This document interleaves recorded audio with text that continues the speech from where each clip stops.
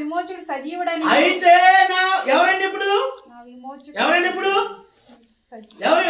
ఎవరు సజీవుడు? ఎవరు సజీవుడు? యోబు విమోచకుడు. అంటే యోబు కొరకు సాక్ష్యం ఇచ్చిన వాడు, యోబుని కాపాడినవాడు, యోబు పిల్లలను, యోబు ఆస్తిని కాపాడినవాడు. అందుకే అపవాది ఏమన్నాడంటే చాలా భయభక్తులు కలిగి ఉన్నాడయ్యా. ఏంటో తెలుసా, నీవు అతని చుట్టూ, అతని కుటుంబం చుట్టూ, అతని ఆస్తి చుట్టూ ఏ వేశావు? కంచె వేశావు. కాబట్టి భయభక్తులు కలిగి ఉంటాడు. కంచె దిగి నిన్ను దూషించి వెళ్ళిపోతాడు. అప్పుడు దేవుడు అన్నాడు, లేదు నా సేవకుడు అలాంటి వాడు కాదు. ఆస్తి ఉన్నా, ఐశ్వర్యం ఉన్నా, పేరున్నా, ప్రతిష్ఠ ఉన్నా, ఆరోగ్యమన్నా లేకపోయినా నన్ను విడిచిపెట్టేయడం దేవుడు యోబు పక్షంగా సవాలు చేశాడు. దేవుడు గెలిచాడా? అపవాది గెలిచాడా? మన పక్షంగా దేవుడు చేస్తే సవాలు ఒక్క క్షణంలో దేవుడు అవమానపరిచాడు. ఏంటండి, నిలబడిద్దా నా కోసం దొరకమ్మా అని అడుకోండి. అపవాదితో చూసారు. ఎలీషా గారు 40 సంవత్సరాలు ఎక్స్పీరియన్స్ క్రైస్తవ్యంలో. చూడు నా కోసం నిలబడతాడు అని చెప్పి చిన్న సమస్య ఎట్టాడు అనుకో. ఎలీషా గారు నాన్నటోడు తలెట్టుకొని ఇలా పెట్టుకుని, నాకే రావాలా, ఇది నాకే రావాలా, దేవుడు ఉన్నావా. పక్కడికి వస్తే బాగుంది కదండి మా ఉద్దేశం. ఇది రాకూడదు కానీ ఎవరు రావాలి? వాళ్ళు బాగున్నారు, వీళ్ళు బాగున్నారు. అప్పుడు అబ్బాయి ఏమంటాడు, యేసయ్యా చూసావా, ఇలాంటి కూడా సాక్ష్యం ఇచ్చావా. అందుకే దేవుడు మన కోసం సాక్ష్యం ఇవ్వడు. మన కొరకు ఏమడండి? సాక్ష్యం ఇవ్వడు. ఎవడు గెలుస్తాడో తెలుసు, ఎవడు నిలబడతాడో తెలుసు. కాబట్టి అందుకే దేవుని పిల్లారా ఇక్కడ అన్నాడు, నా విమోచకుడు ఎవరు? సజీవుడు. తరువాత ఆయన భూమి మీద నిలుచుననియు నేను ఎరుగుదును. ఇలాగు నా శర్మం చీకిపోయినా తరువాత శరీరముతో నేను ఎవరు చూస్తాను? ఇప్పుడు నాకు రోగం ఉంది, ఇప్పుడు నాకు బాధ ఉంది, ఇప్పుడు ఇబ్బంది ఉంది, ఇరుక్కుంది, చిల్ల పెంకులతో గోక్కుంటున్నాను. ఇప్పుడు నన్ను చూసి మీరు సంతోషించవచ్చు, ఇప్పుడు మనం చూసి ఆనందపడవచ్చు, నా జీవితం చూసి అయిపోయింది అనుకోవచ్చు. కానీ మీరు అనుకోవద్దు. నా విమోచకుడు ఎవరో తెలుసా? సజీవుడు. ఆయన శరీరం కాదు, ఆయన మానవుడు కాదు, ఆయన మాట ఇచ్చిన వాడు, వాగ్దానం నెరవేర్చినటువంటి వాడు. నా దేవుడు నేను చూస్తా. ఎంత నిరీక్షణ అండి. భక్తి ఏం పుట్టించింది? ఏం పుట్టించిందండి? ఏంటి ఆ ధైర్యం ఎక్కడుంది ఆయనకి? చూస్తే ధైర్యం ఏది? పిల్లలు పోయే, ఆస్తి పోయే, ఆరోగ్యం పోయే, భార్య వచ్చి శోధించును, ఆ తర్వాత స్నేహితులు వచ్చేమో నువ్వు తప్పు చేసావు కనుక నీకు ఇది వచ్చింది. ఏం చేశాడంట? చూడండి, ఎవరికి రోగం వచ్చింది అనుకోండి, ఏమంటారండి? సేవకుడు తప్పు చేశాడు, వీళ్ళు తప్పు చేశారు, వీళ్ళు రోగాలు వచ్చాయి అంటారు. అంతే కదండి. కానీ నా విమోచకుడు ఆయన ఏమన్నాడు తెలుసా? నిజమే, నా జీవితంలో ఎంత ఉంది, అయినా ఒక దినాన్ని తిరిగి నిలుస్తా. ఆయనలో భక్తి ఏం పుట్టించింది? ధైర్యాన్ని పుట్టించింది. యథార్థత ఏం పుట్టించింది? నిరీక్షణ పుట్టించింది. ఇప్పుడు నిరీక్షణతో కూడా మాటలు చెప్తున్నాను. నేను మాట చెప్తాను. మా అబ్బాయి 7th క్లాస్ చదువుతున్నాను. వినాలి, మీకు బాగానండి. 7th క్లాస్ చదువుతుంటే నేను వంకవారి గురించి బయటికి వెళ్ళిపోయి పరిచయం చేసుకున్నాను. వాడికి ఇలాంటి టైంలో ఫోన్ వచ్చింది, 105 జ్వరం వచ్చింది, హాస్పిటల్ అడ్మిట్ చేసామన్నాను. నేను హాస్పిటల్కి వెళ్ళాను 10 రోజులు. అప్పుడు నన్ను ద్వేషించే వాళ్ళు ఏమన్నారు తెలుసా? సేవకుడు పాపం చేశాడు కనుక కొడుక్కి జబ్బు వచ్చింది అన్నారు. చాలా బాధ వచ్చింది నాకు. కానీ నా విమోచకుడు ఎవరు? సజీవుడు.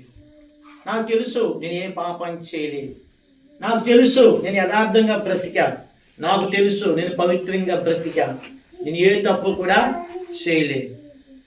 ఆయన ఎందుకు శ్రమ అనుభవించాను, దాని వెనకాల గొప్ప ఆశీర్వాదం వచ్చింది. నేను హాస్పిటల్లోకి వెళ్ళిన తర్వాత నాకు 40,000 అయిపోయింది. వినాలే, ఒక కీడు వెనకల మేడు చెప్తాను. అప్పుడు ఒక కలెక్టర్ గారు నాకు ఫోన్ చేసి 1,00,000 రూపాయలు ఇచ్చాడు. ఇంకొక ఆయన 50,000 ఇచ్చాడు. ఇంకొక ఆయన పద్మాంటి గారిని ఆమె మొత్తం 2 లక్షలు వచ్చేటప్పుడు తిరిగి వచ్చే 2 లక్షలు అది పట్టుకొచ్చి ఎలిసా గారికి మనందరూ తెలుసు బోర్ వేయించాం తాటాకులు కొడుకు. అంటే ఇక్కడ ఏం జ్ఞాపకం చేస్తున్నానంటే కీడు వెనకాల ఆశీర్వాదం ఏముంటుందండి? ఓ దొరకమ్మ గారు ఏముంటుంది? అందరూ అనవచ్చు పొద్దున ప్రార్థన, మధ్యాహ్నం ప్రార్థన, రాత్రి ప్రార్థన, గొలుసు ప్రార్థన. ఏముంది సమాధానం లేదు, ఇంట్లో నెమ్మది లేదు, బాధ ఉంది, రోగాలు ఉన్నాయి, అన్నీ ఉన్నాయి అనుకోవచ్చు. కానీ ఒక దినాన్ని నువ్వు కూడా ఏం చెప్పాలి? యోబు ఏం చెప్పాడు? చెప్పరా? ఏమైనా అది కదా అనుకోవచ్చు. అమ్మా అందరూ బాగున్నారు కదా, నువ్వేంటి ఇలా ఉన్నావు బక్క చిక్కిపోయి. కానీ ఇప్పుడు ఏమన్నాడంటే యోబు, నా విమోచకుడు సజీవుడు, నేను నా కళ్ళతో నేను చూస్తా. నేనేం చేస్తాను? ఆయన్ని చూస్తా. చూడండి ఎంత నిరీక్షణ. చివరికి వచ్చేటప్పటికి యోబుకి ఎన్నంత ఆశీర్వాదం వచ్చింది? డబుల్ వచ్చింది. అప్పటి వరకు పొడిచిన స్నేహితులతో దేవుడు ఏం చెప్పి తెలుసా? యోబు మాట్లాడినట్లు నా గురించి మీరు వ్యక్తంగా మాట్లాడలేదు, నేను బాగా సస్తాని వెళ్ళి యోబు దగ్గర ప్రార్థన చేయించండి అన్నాడు. వీళ్ళు మరీ లబో దిబో పరిగెత్తుకుని వెళ్ళి యోబు ఇది తప్ప అయిపోయింది ఆయన, నా స్నేహితుడు ఎన్నో మాట్లాడేసి మమ్మల్ని క్షమించు, మా కోసం ప్రార్థన చేయాలంటే నువ్వు, లేకపోతే మేమేమైపోతాం, దేవుడు చంపేస్తారంటే బలు అర్పించరాని. దేవుడు ఏమన్నా తెలుసా లాస్ట్ చెప్తూ, మీ పక్షంగా యోబుని మాత్రమే వింటాను, యోబు లేకుండా మీరు రావద్దు నా దగ్గరికి. చూడండి ఏం చెప్పాడు?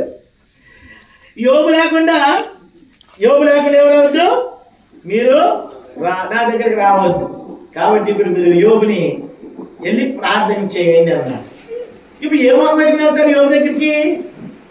వెళ్ళాలని సత్తా. వెళ్ళకపోతే ఏం చెప్తారు? సరే మనం దేశించిన వాళ్ళు అలాగే వస్తారు, ప్రార్థన చేయండి అని వస్తారు. మన గురించి అడిగి చెప్పినట్టు ప్రార్థన చేయమంటారు. ఇవన్నీ కూడా ఆశీర్వాదాలే మనకి.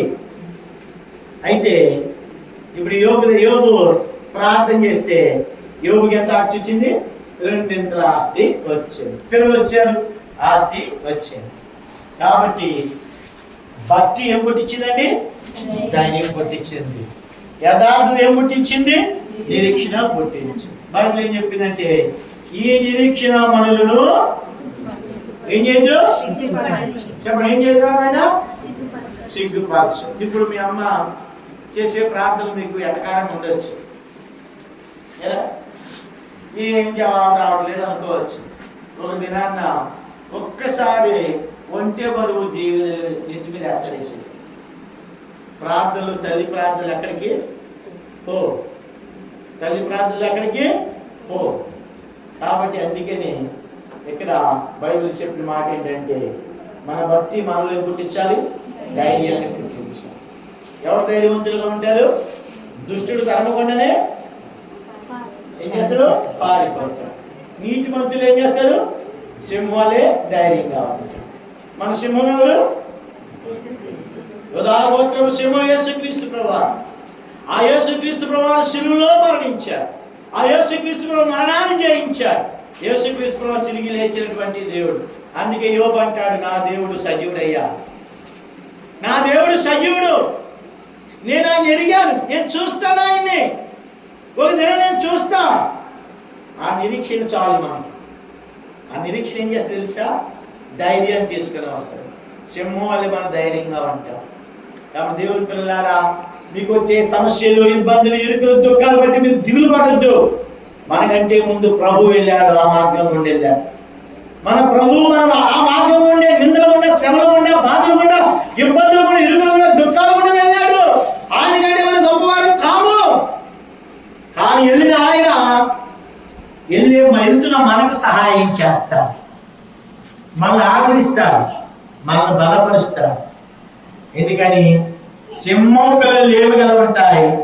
యెహోవాను ఆశ్రయించే వారికి ఏముండదండి? ఏ మేలు కుదువా ఉంటారు. కాబట్టి దేవుడు ఈ మాటలు మన ప్రియ సోదరి కుటుంబపక్షంగా నెరవేర్చాలి. ఈ రాబోయే దినాల్లో ఇంట్లో నుండి దేవుడు గొప్ప అద్భుతకరమైన సంగతులు జరగాలి. అప్పుడు దోకామని అన్నవాళ్ళు వాళ్ళు సాత్వికాన్ని అనొచ్చు, జస్వంతుడు అనొచ్చు, లేదా ఇంటి పక్కలు ఎవరైనా అనొచ్చు, ఎవరైనా అనొచ్చు. వాళ్ళు ఏమంటారు? మీ దేవుడు మీకు సహాయము చేశాడు. మీ దేవుడు మీకు ఏం చేశాడు? సహాయం చేశాడు. అప్పుడు ఘనత వస్తుంది. ఎప్పుడు ఘనత అండి? దేవుడు అద్భుతం చేసిన రోజున ఈ ఘనత. అందుకే మన దేవుడికి ఏ పేరు ఉంది? ఏ పేరండి? అద్భుతాలు చేసే దేవుడు, ఆశ్చర్యకార్యం కలిగించినటువంటి దేవుడు, లేని వాటి ఉన్నవాటి లేని వాటిగా చేసే దేవుడు, మృతులను సజీవులు మృతులుగా చేయగలిగినటువంటి దేవుడు, అధికారం కలిగిన దేవుడు, ఆధిపత్యం కలిగిన దేవుడు. ఆయనే యేసు క్రీస్తు ప్రభువారు. ఆ యేసు క్రీస్తుని ఎవరైతే అంగీకరిస్తారో వారి జీవితంలో గొప్ప అద్భుతాలు జరుగుతాయి. అందుకే నా ప్రియమైన సోదరి సోదరులారా, మీరు ఏ పరిస్థితిలో